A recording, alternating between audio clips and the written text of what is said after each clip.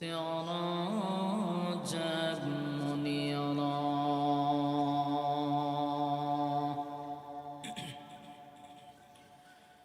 أما بعد فأعوذ بالله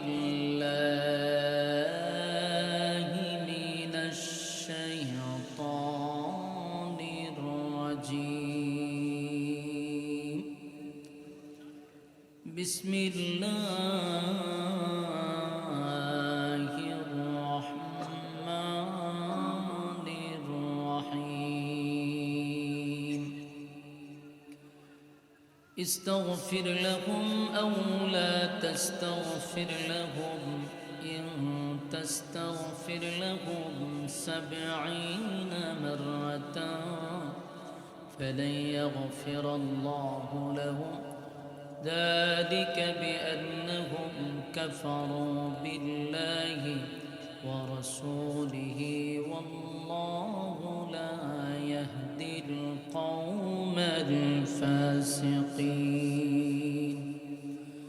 صدق الله العظيم وصدق رسوله النبي الكريم ونحن على ذلك من الشاهدين والشاكرين والحمد لله رب العالمين درود شريف পড়েন اللهم صل على আমি আপনাদের সামনে একটা আয়াতে কারীমা তেলাওয়াত করছি। এই আয়াতকে সামনে রেখে কিছু কথা আল্লাহ যেন বলার তৌফিক দেয়, সকলেই আমিন বলি। আপনাদেরকেও যেন ধৈর্যের সাথে শ্রবণ করার তৌফিক দেয়, আমিন। দেখেন, জান্নাতে সব মানুষ যাইতে চায়, কেউ জাহান্নামে যেতে চায় না। মাহফিলে যারা আসে নাই তাদেরকেও জিজ্ঞাসা করবেন, এরা বলবে আমি জান্নাতে যেতে চাই। যারা আসছে তারাও জান্নাতে যেতে চায়। বেনামাজি নামাজ পড়ে না, সেও জান্নাতে যেতে চায়। জেনাকুর জেনা করে, সেও জান্নাতে যেতে চায়। সুদকুর সুদ খায়, সেও জান্নাতে যেতে চায়। ঘুষকুর ঘুষ খায়, সেও জান্নাতে যেতে চায়। মোট কথা, কেউ জাহান্নামে যেতে চায় না। এমনকি একজন অমুসলিমকে জিজ্ঞাসা করলো দেখবেন সে বলবে সে স্বর্গে যেতে চায়, মানে তার টার্গেটও জান্নাতে যেতে চায়, নরকে না। জান্নাত কিন্তু আমাদের কোনো আত্মীয় স্বজনের বাড়িও না, শ্বশুর বাড়িও না, এটা চাইলেই কিন্তু পাওয়া যায় না। জান্নাতে যাওয়ার জন্য সর্বপ্রথম যে শর্ত, এটা হলো ঈমান। বলেন, এক নম্বর শর্ত কি? ইল্লাল্লাযীনা আমানু। এক নম্বর হলো ঈমান আনতে হবে। দ্বিতীয় নম্বর হলো ওয়া আমিলুস সলিহাত, তোমরা নেক আমল করো। ঈমানের পরে নেক আমল করতে হবে। এই যে মাহফিলগুলোতে বসছেন, এটা একটা নেক আমল। এখানে যতক্ষণ বসা থাকবেন, যতটা আয়াতে কারিমা শুনবেন, প্রতিটা অক্ষরে অক্ষরে 10টা করে নেকি আপনার আমলনামায় ঢুকবে। তো মানুষ তো নেকির জন্য প্রতিযোগিতা করা দরকার ছিল। আর এমন একটা মাস, এটা বরকতি মাস, শাবান মাস। আমাদের এই সমস্ত দিনই মজলিসে সময় দেওয়া বেশি। তো সবাই জান্নাতে যাইতেছে। বিশ্ববিখ্যাত যিনি সুদকুর, তারা জিজ্ঞাসা করবেন সেও কি চায়? জান্নাতে। বছরে মাত্র 2 বার নামাজ পড়ে, 2 ঈদে। এমন একজন বেনামাজিরে জিজ্ঞাসা করবেন, সেও কি বলবে? জান্নাতে যেতেছে। তো জান্নাতে যাওয়ার জন্য সর্বপ্রথম কি প্রয়োজন? ঈমান। কোনো বেঈমান জান্নাতে ঢুকবে না। বলুন, কোনো বেঈমান জাহান্নামে ঢুকবে না।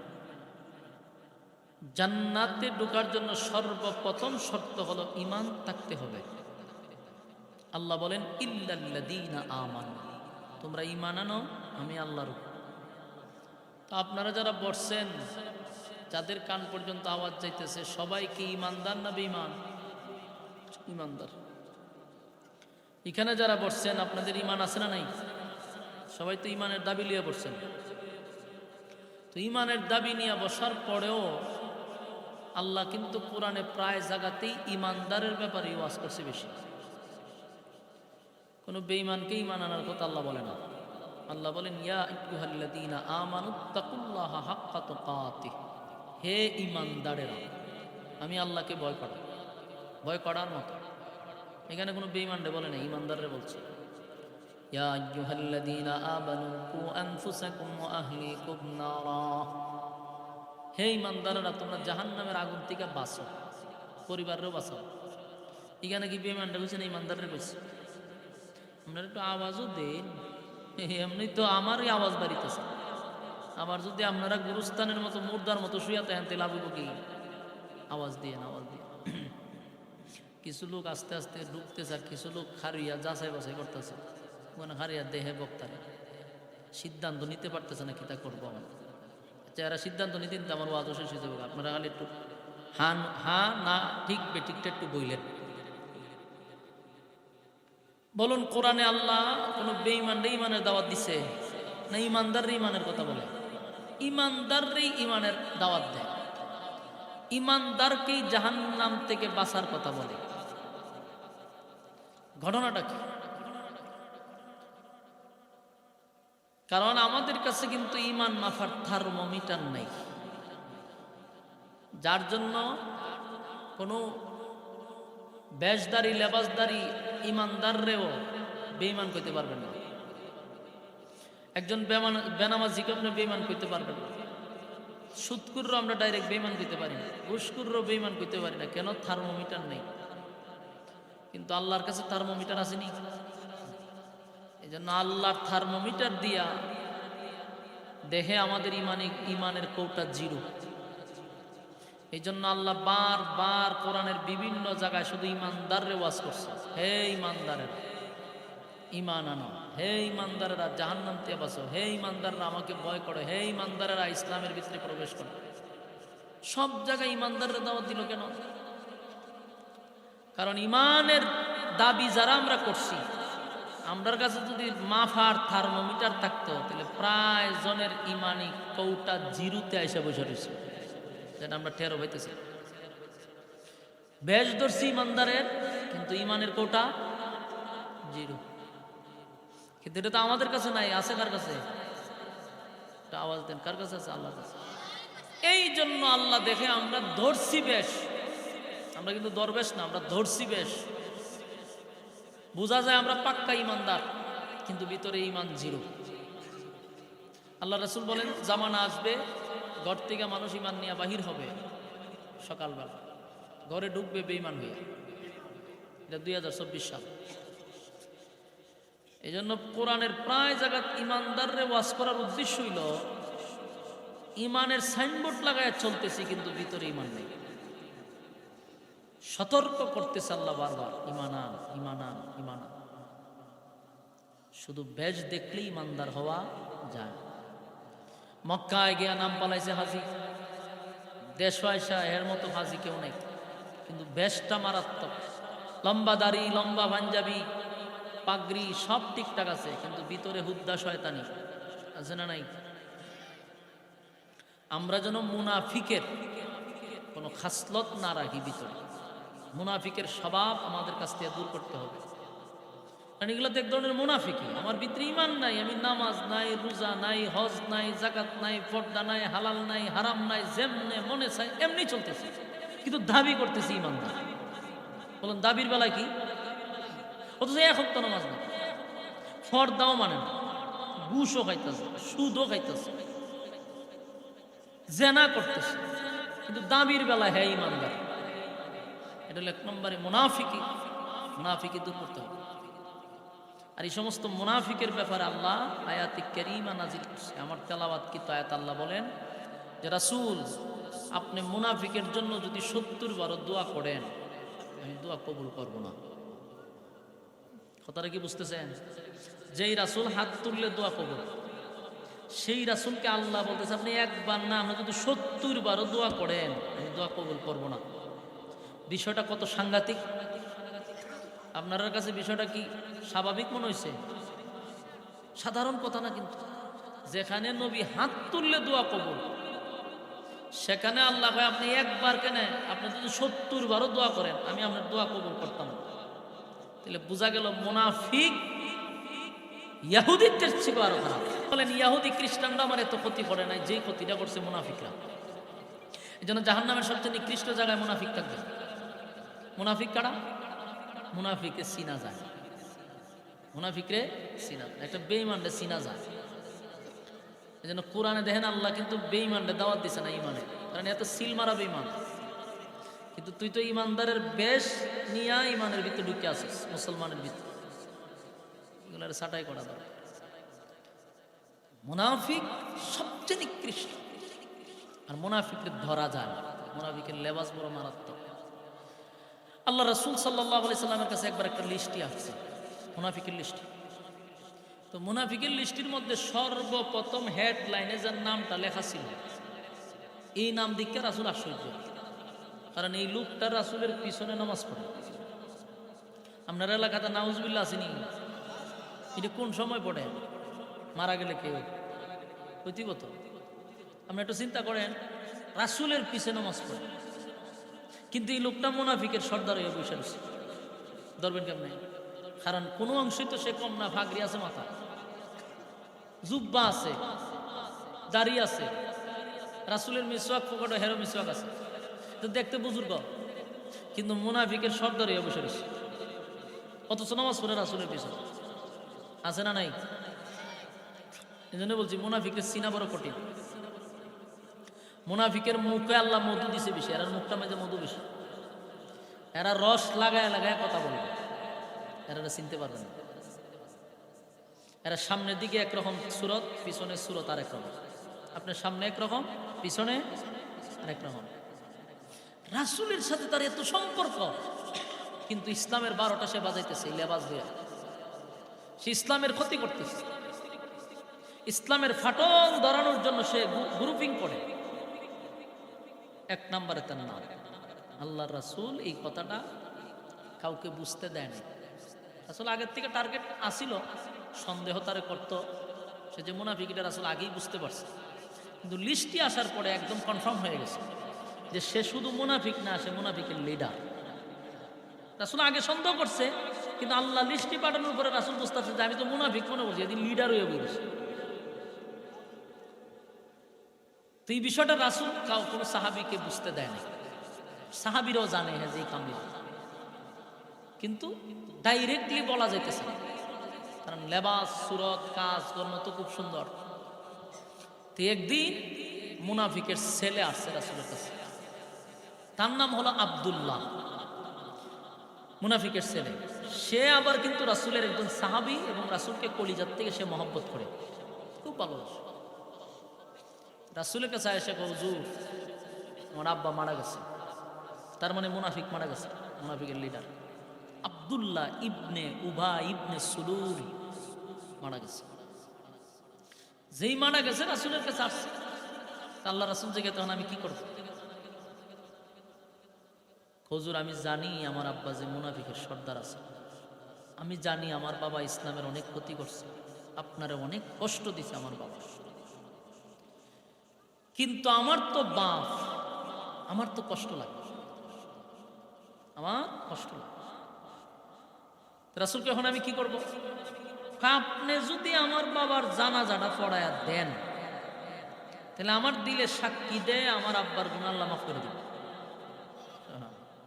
রাসূলের মায়া দয়া কম না বেশি? মায়া দয়া বেশি। আল্লাহর নবী বললেন ঠিক আছে, আমার জানাজায় যদি তোমার আব্বার গুনাহ মাফ হয়ে যাবে তো অসুবিধা কি, আমি জানাজা পড়াই দিলাম। চিন্তা করেন রাসূলের মায়া দয়া কতটুকু। জানে প্রকাশ্যে শত্রু, শুধু শত্রু না, শত্রুদের লিডার, কিন্তু রাসূল বলেন আমার জানাজায় যদি তোমার আব্বার গুনাহ মাফ হয় তাহলে আমি জানাজা পড়াই দিব। সুবহানাল্লাহ। যেই মাত্র এই কথা বলছে, আব্দুল্লাহ একটা সেকেন্ড জায়গায় দাঁড়াইছে না, একটা দৌড় মারছে। দৌড় মাইরা মদিনার অলিতে গলিতে যারে পাইছে তার কাছে বলছে আমার আব্বার জানাজা রাসূল পড়াবে, প্রচার করে দিছে। দৌড় মারল কেন জানেন? যদি দাঁড়ায় তাকে আর জিবরাইল যদি আয়াত লইয়া, এই কারণে এখান দূর মেরে গেছে। সাহাবীরা বুঝতো হুজুর কি গেছে না। তো রাসূল সাল্লাল্লাহু আলাইহি সাল্লামের মায়া দয়া দেখেন, আর হি দিকে আব্দুল্লাহ গোটা মদিনায় প্রচার করে দিচ্ছে। যার কানে সংবাদ যায় যে আব্দুল্লাহ ইবনে উবাই ইবনে সুলুল মারা গেছে আর জানাজা রাসূল পড়াবে, এরাই থমকে যায়, আশ্চর্য হয়ে যায়। ঘটনা কি? এত বড় মুনাফিক রাসূল তার জানাজা পড়াবে, এটা কিভাবে সম্ভব? কেউ এটা মাইনা নিতে পারতেছে না, কেউ এটা সহ্য করতে পারতেছে। খবর পৌঁছে গেছে উমরের কাছে। খলিফাতুল মুসলিমিন উমর এই বিষয়টা নিয়ে আরো কেঁপছে যে প্রকাশ্যে শত্রু গোপনে গোপনে রাসূলের বিরুদ্ধে সে মিটিং করছে, আল্লাহ রাসূলকে মারার জন্য সে বৈঠক করছে, ইসলামের ভিতরে ফাটল ধরানোর জন্য চেষ্টা করছে, এমন একটা মুনাফিকের জানাজা রাসূল পড়াবে, বরদাস্ত করতে পারতেছে না।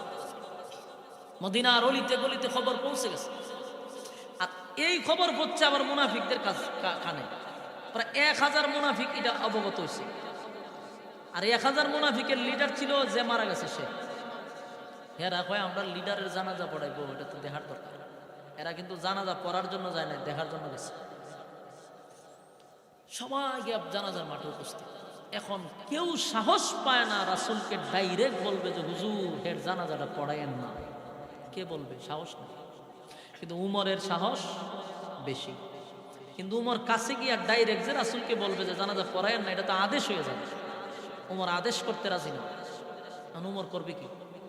ওই আয়াত পড়া শুরু করছে, ইস্তাগফির লাহুম আও লা তাস্তাগফির লাহুম ইন তাস্তাগফির লাহুম 70 মাররাতান ফালান ইয়াগফিরাল্লাহু লাহুম যালিকা বিআন্নাহুম কাফারু বিল্লাহি ওয়া রাসূলিহি ওয়াল্লাহু লা ইয়াহদিল কওমাল ফাসিকিন। হযরত ওমর খলিফাতুল মুসলিমিন, হযরত ওমর আল্লাহর পয়গম্বরকে ডাইরেক্ট কিছু বললেন না, ডাইরেক্ট জানাজার নামাজে বাধাও দিলেন না, বাধা দিলেন না, কিছু বললেন না। কিন্তু আয়াত নবীর কানে কানে বারবার আয়াতগুলা রিপিট করতেছিল, বারবার আয়াতটা পড়তেছিল। এই আয়াতের মধ্যে আল্লাহ যেটা বলছে, আল্লাহ নবী যেন বুঝে জানাজাটা যেন বাদ দেয়াতে, এটা হলো ওমরের টার্গেট। বারবার নবীর সামনে আয়াতটা পড়তেছিল। আল্লাহ নবী বুঝতে পেরে হযরত ওমরকে বললেন, ওমর তুমি আমারে কি বুঝাইতে চাও, কি বলতে চাও? তুমি আমারে যে আয়াত বারবার শোনাইতেছ, এই আয়াতের মধ্যে আমার মালিক বলছেন আমি যদি মুনাফিকের জন্য একবার নয় গো, আমি যদি 70 বার দোয়া করি, আল্লাহ বলছেন দোয়া কবুল করবে না। এই আয়াতের মধ্যে আল্লাহ বলছেন 70 বার দোয়া করলেও মুনাফিকের জন্য আপনার দোয়া কবুল করব না।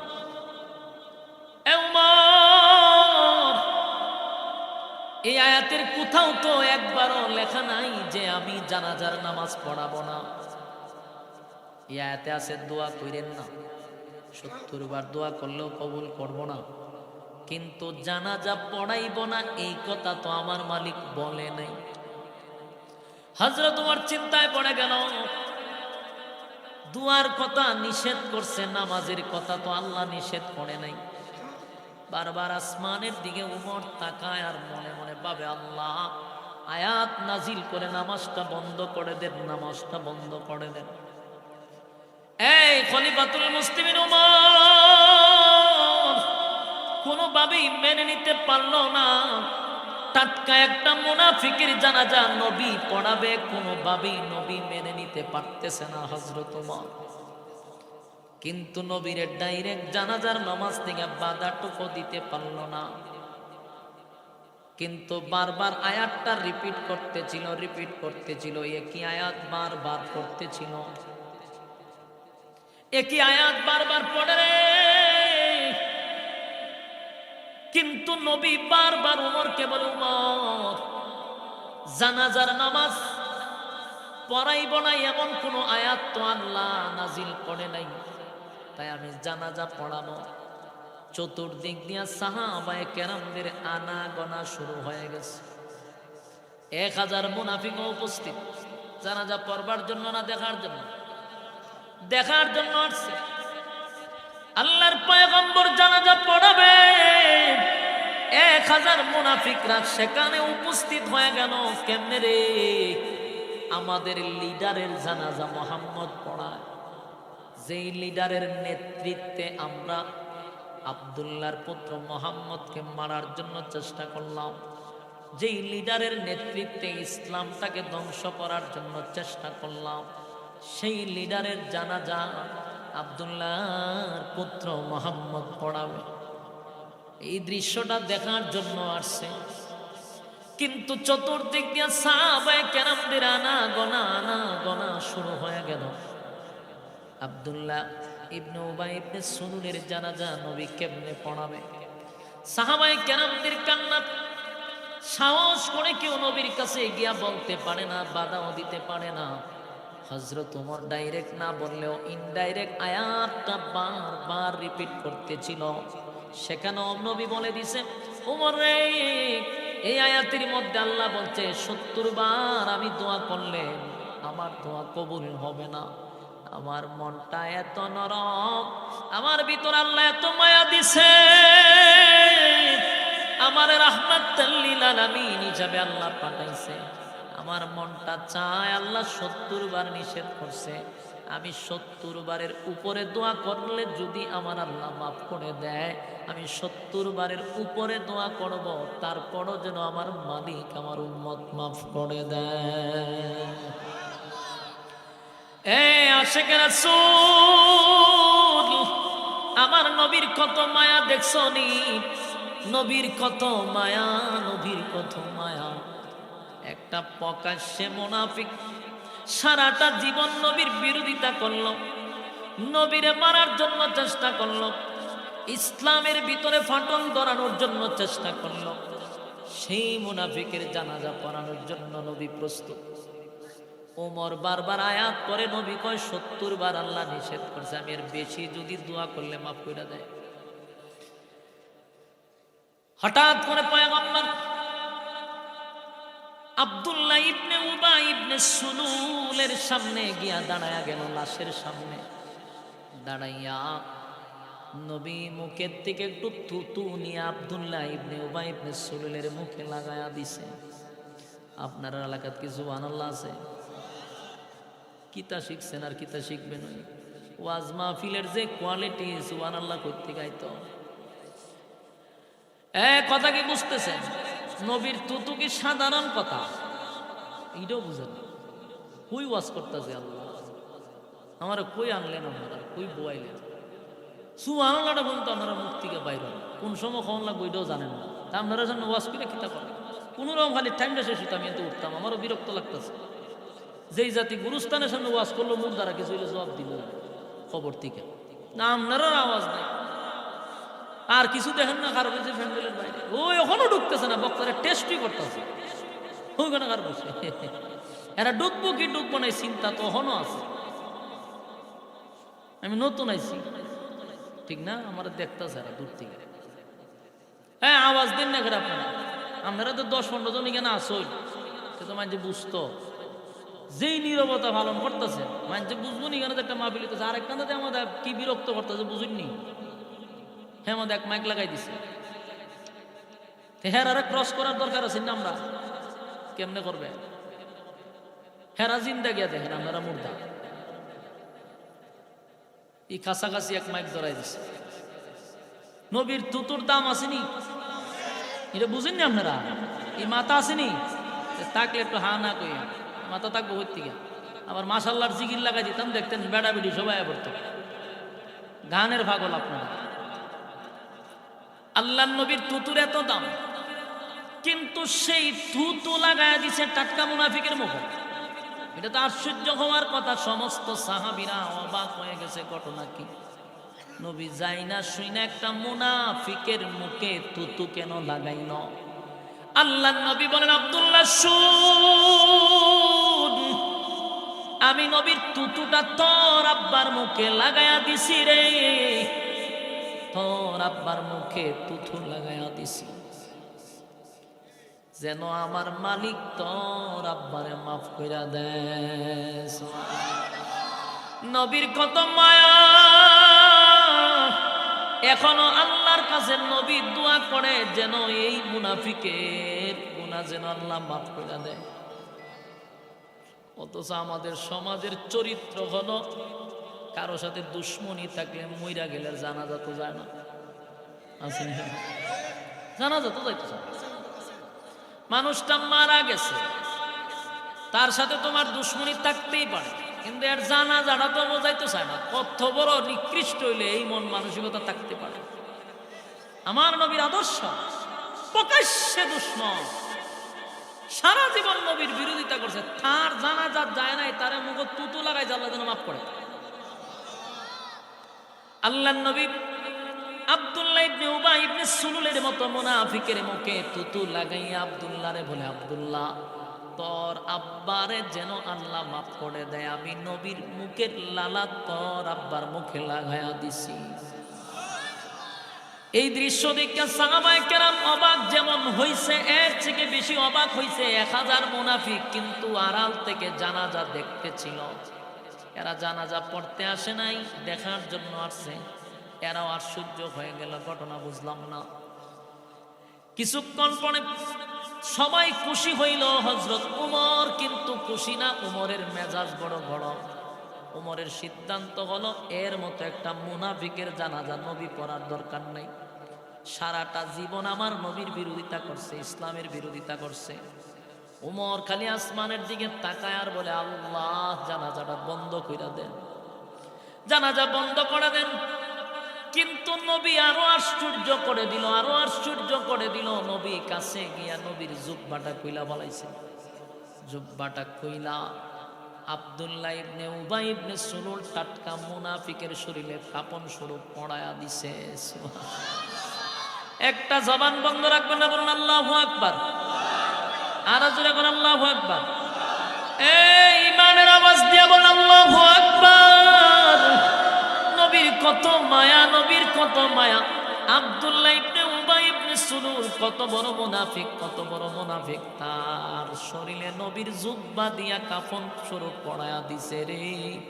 সাহাবায়ে কেরাম আর বরদাস্ত করতে পারে না, মাটিতে পইরা গইরাইয়া কান্না শুরু করছে।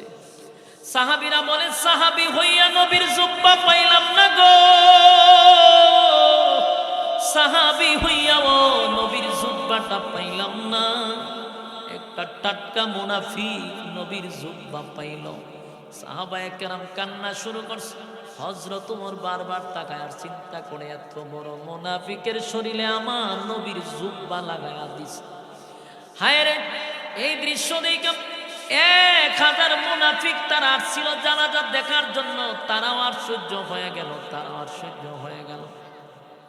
তারা চিন্তায় পড়ে গেল, যেই লোকের নেতৃত্বে আমরা মুহাম্মদের ক্ষতি করলাম, ইসলামের 12টা বাজাইলাম, আজকে সেই নেতার প্রতি মুহাম্মদের এত মায়া, এত মায়া, এত মহব্বত। 1000 মুনাফিক বলা বলি করতে লাগলো, এই একটা দুশ্মনের প্রতি যদি মুহাম্মদের এত মায়া হয় গো, একটা দুশ্মনের প্রতি যদি মুহাম্মদের এত মায়া, এত মায়া, এত মায়া, এত মায়া হয়, তাহলে তার বন্ধু হইলে কেমন মায়া হবে। সুবহানাল্লাহ। দুশ্মনের প্রতি নবীর এত মহব্বত আর ভালোবাসা, দুশ্মনের প্রতি এত মহব্বত আর ভালোবাসা, তাহলে আমরা যদি তার বন্ধু হই আমাদের প্রতি কতটুক মায়া মহব্বত হবে। 1000 মুনাফিক এই দৃশ্য দেখা আর একটা সেকেন্ড তো দাঁড়ায় নাই, দৌড়াইয়া নবীর কাছে গিয়া দাঁড়ায়া গেছে। আল্লাহর নবীর কাছে গিয়া বলে, নবী গো, যেই লোকটার আপনি নিজের জুব্বা পড়ায়া দিলেন, নিজের মুখের তুথু লাগায়া দিলেন গো নবী, এই লোকটা হলো মুনাফিকের সর্দার। গোটা জানাজার মাঠ সবাই কিন্তু শুনছে। 1000 মুনাফিক বলে এইটা হলো মুনাফিকের লিডার, আমরা তার কর্মী, তার নেতৃত্বে আমরা কাজ করছি, ইসলামের ক্ষতি করছি, আপনারে মারার গভীর ষড়যন্ত্র করছি, কিন্তু আপনি তার জুব্বা পড়ায়া দিলেন। আপনার জুব্বা এমন একজন লিডারের শরীরে পড়ায়া দিলেন যে আপনার প্রকাশ্যে গোপনে সর্বদিক দিয়া শত্রু। আপনার এই মায়া মহব্বত আর ভালোবাসা, আপনার এই চরিত্র আমরা দিকে পাগল হয়ে গেছে। আর দেরি করতে চাই না, পড়ায়া দেন লা ইলাহা ইল্লাল্লাহু মুহাম্মাদুর রাসূলুল্লাহ সাল্লাল্লাহু আলাইহি ওয়াসাল্লাম। এই যুবক ভাইরা, আশিকে রাসূলরা দিলের কান লাগায়া শুনে, আমার নবীর সামান্য একটু আজিম চরিত্র দেখাইয়া 1000 মুনাফিকরে কালেমা পয়রা মুসলমান বানায়া দিছে। এই একটু মহব্বত মুখে তুতু আর একটা জুব্বা পড়াই, নবীর এই ভালোবাসা আগ্রহ দেখে বেঈমানরা কালেমা পয়রা মুসলমান হইতে বাধ্য। সুবহানাল্লাহ। মরছে কয়জন? কালেমা পড়ছে কয়জন? 1000। সুবহানাল্লাহ। মুনাফিক মল্ল একটা, কালেমা হলো 1000। আমার নবীর চরিত্র ছিল আজিম, আজিম চরিত্র, আজিম চরিত্র, আজিম চরিত্র, যে চরিত্রে কোনো স্পট নাই। ওয়া ইন্নাকা লাআলা খুলুকিন আযীম। আমার নবীর চরিত্র আল্লাহ নিজেই সার্টিফিকেট দিল। সেই নবীর চরিত্র আখলাক দেখা বেঈমানরা কালেমা পয়রা ঈমান আনছে। 1000 মুনাফিক ডাইরেক্ট কালেমা পড়ছে। কিন্তু উমরের এখন কথা হলো, এতক্ষণ নবীর আমি আয়াত পয়রা শুনাইছি যে সে মুনাফিক, আপনি তার জন্য দোয়া করলে আল্লাহ দোয়া কবুল করবে না, আয়াত পয়রা শুনাইছি। কিন্তু এখন নবী তো জানলো স্পষ্ট সে যে মুনাফিক ছিল, মুনাফিক না লিডার ছিল। এখন কেমনে রে নবী তার জানাজাটা পড়াবে? উমর এই চিন্তা তুই আছে, আমার কথা বুঝতেছে? সবাই এক চিন্তা, আর উমরের চিন্তা আরেকটা। উমরের কথা হইলো এখন তো নবী জানছে, মাঠ বড়া মানুষ জানছে সে প্রকাশ্যে মুনাফিক। যদি হয়ে থাকে প্রকাশ্যে, তাহলে নবী কেমনে তার জানাজাটা পড়ায়? আল্লাহ না নবীরে নিষেধ করলো, ইস্তাগফির লাহুম আও লা তাস্তাগফির লাহুম ইন তাস্তাগফির লাহুম ৭০ মাররাতান ফালান ইয়াগফিরাল্লাহু লাহুম যালিকা বিআন্নাহুম কাফারু বিল্লাহি ওয়া রাসূলিহি ওয়াল্লাহু লা ইয়াহদিল কওমাল ফাসিকিন। আল্লাহ না এই আয়াত নাজিল করলো মুনাফিকের ব্যাপার। পয়গম্বর তো স্পষ্ট জানছে গো, সে শুধু মুনাফিক ছিল না, মুনাফিকের লিডার ছিল, লিডার ছিল, লিডার ছিল। এরপর নবী কেমনে সিদ্ধান্ত নেয় জানাজা পড়াবে? বারবার নবীর সামনে আবার আয়াত পড়া শুরু করছে, নবী যেন থেমে যায়, আটকে যায়। কিন্তু নবী কোন সিদ্ধান্ত যেটা নিছে এটাই চূড়ান্ত। আল্লাহ নবী সবাইকে অবাক করে পয়গম্বর মুনাফিকের জানাজার জন্য নিয়ত করলেন। জানাজা শুরু করেছে, সবাই জানাজায় দাঁড়াইছে, উমরও দাঁড়াইছে। জানাজার নামাজ কমপ্লিট হয়েই গেল। এতবার উমর চাইছিল যেন জানাজার নামাজটা বন্ধ হয়ে যায়, কিন্তু পারল না। নবীর চূড়ান্ত সিদ্ধান্ত হলো নামাজ পড়ায়া দিব, নামাজ পড়ায়া দিল। এখানে একটা কথা হলো, নবী তারে জুব্বা কেন পড়াইল?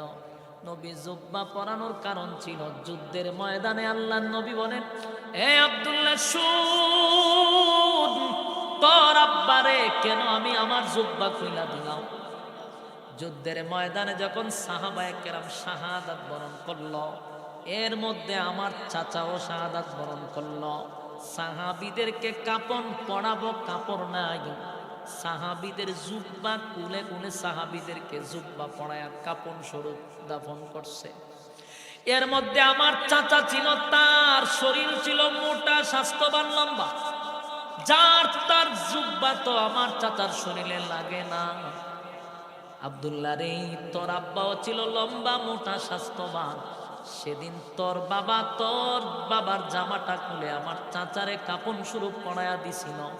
আমি নবী তোর আব্বার কাছে ঋণী ছিলাম, তাই আজকে আমার জুব্বা দিয়ে আমি ঋণ থেকে মুক্তি হইছি রে।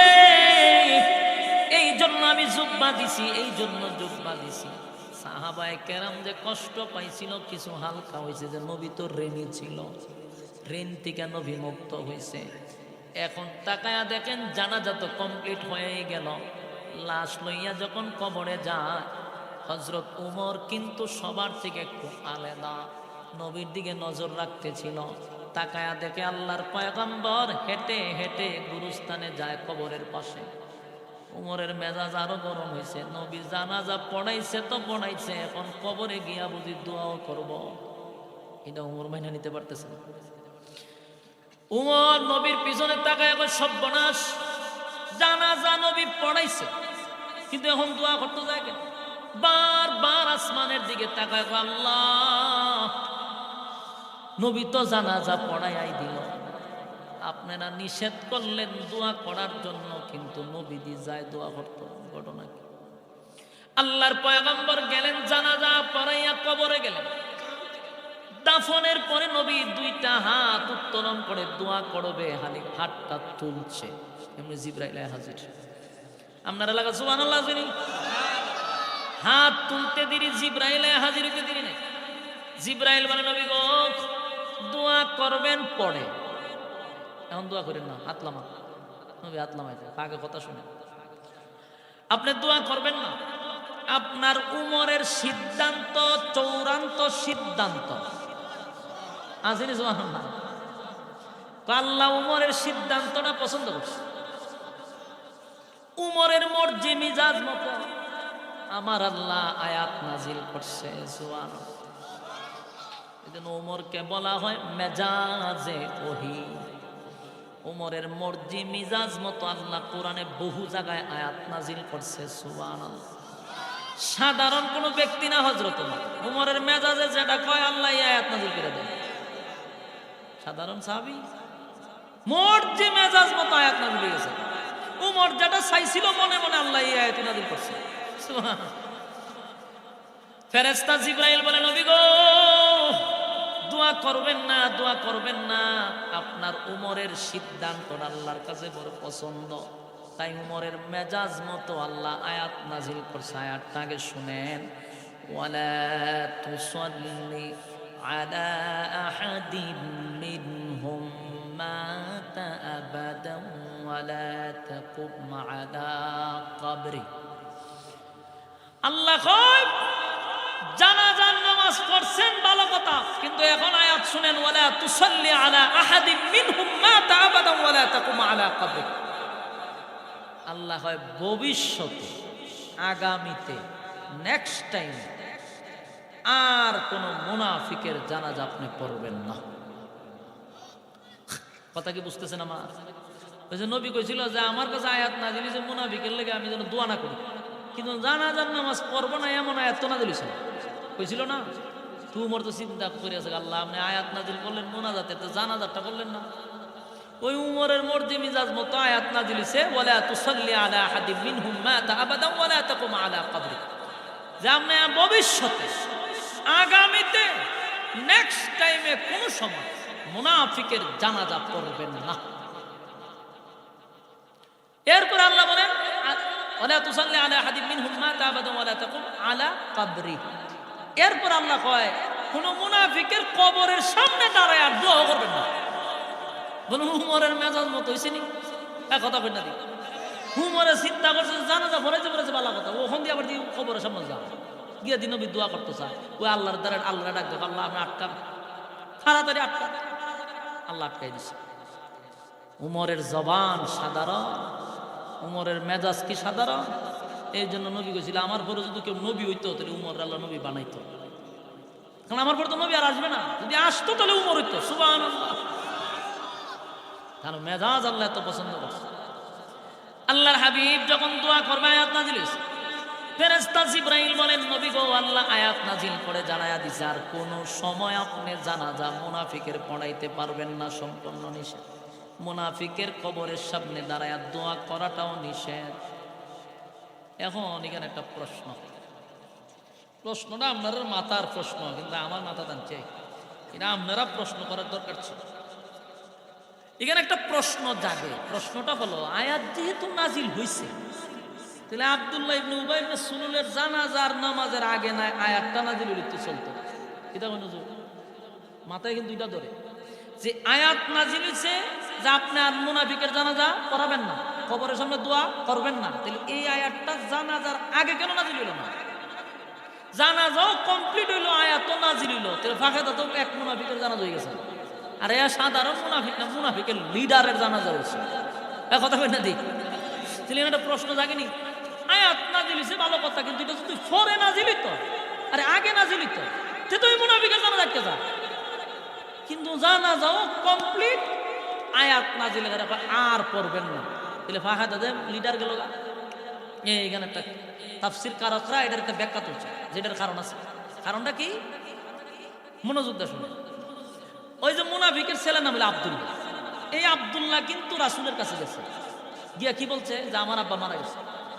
রাসূলকে আমি কি করতাম, আপনি যদি আমার আব্বার জানাজাটা পড়ায়া দেন, তাহলে আমি মনে করব আমার আপনার জানাজার বরকতে আমার আব্বার গুনাহ মাফ করে দিন। বলছিল নি? তো নবী কি বলছে, ঠিক আছে আমি জানাজা পড়াইলে যদি তোমার আব্বার গুনাহ মাফ করে দেয়, আমি জানাজা পড়ায়া দিব। বলুন, জানাজা পড়ায়া দিব। আব্দুল্লাহ কি করছে, সারা মদিনায় ছড়াই দিছে। এখন যদি নবী জানাজা না পড়াইতো, তাহলে নবীর জবানের আর গুরুত্ব থাকে না। কথা কই না দি? যদি জানাজার নামাজ আল্লাহ আটকায়া দেয়, তাহলে নবীর কথার ওজন কমে যায়। কারণ নবী না কইছে আমি পড়ায়া দিব, এখন যদি আল্লাহ পড়াইতে দেয় না, তাহলে নবী একদিকে কথার দিক দিয়ে নবীর ওজন কমে যায়। সারা মদিনার মানুষ জানছে নবী জানাজা পড়াবে, এখন জানাজা পড়াইলো না, এখানে নবী হালকা হয়ে যায়। আল্লাহ আমার বন্ধুরা আমি হালকা হতে দিব না। সুবহানাল্লাহ। বাড়ি গিয়া আল্লাহ নবীর প্রতি কত মায়া মহব্বত চিন্তা করছে। নবী বলছে পড়াইয়া দিব, এই জন্য নবী জানাজা আটকে গেলে আল্লাহ দিছে না, বলছে পড়াই দেন। পড়াইলে পরে এরপর আইন কানুন শুরু করুন, আগে আপনি পড়ান। যেহেতু মদিনা আর আব্দুল্লাহ খুব চালু, মদিনা দিছে প্রকাশ করে নবী জানাজা পড়াবে আমার আব্বার। এখন নবীর জানাজা আটকাইলে নবীর ওজন থাকে না, কথার ওজন থাকে না। আল্লাহ কয় আমার বন্ধু যেন সামান্য পরিমাণ লজ্জিত না হয়।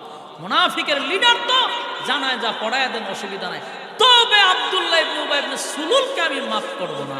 আল্লাহ কি মাফ করছে? না না না।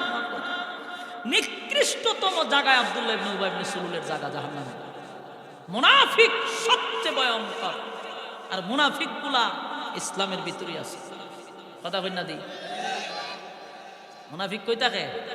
লেবাসের ভিতরে মুনাফিক থাকে, বহু টুফিওয়ালার ভিতরে মুনাফিকি আছে, বহু পাঞ্জাবির ভিতরে মুনাফিকি আছে, বহু দাড়িওয়ালার ভিতরে মুনাফিকি আছে। আব্দুল্লাহ ইবনে উবাই ইবনে সুলুল কোনো অংশে কম ছিল না।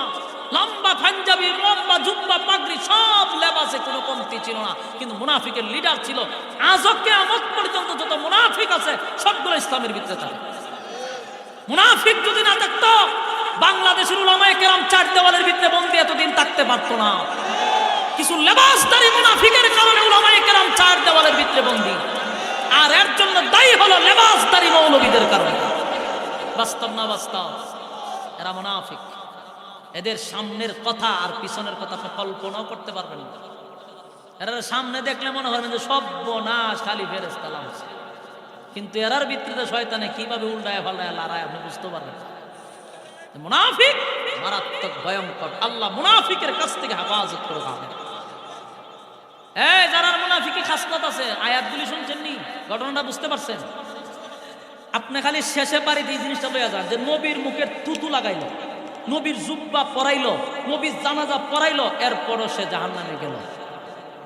আপনি কি কথা বুঝতেছেন? আমার বালিশের সঙ্গে মাতালে আবার চিন্তা করবেন, মুনাফিকে করার আগে 3বার 4বার হিসাব করবেন যে নবী জানাজা পড়াইও মাপ পাইল না, নবী তুতু দিয়েও মাপ পাইল না, নবীর জুব্বা দিয়েও মাপ পাইল না, তোমার জানাজা কাটা পড়াইব? তুরনা মসজিদের ইমাম পড়াইলো, কিন্তু নবী পড়াইও মাপ পাইছে না। মুনাফিকি করতে সাবধান। আর জাহান্নামের সবচেয়ে নিকৃষ্ট জায়গায় থাকবে মুনাফিক।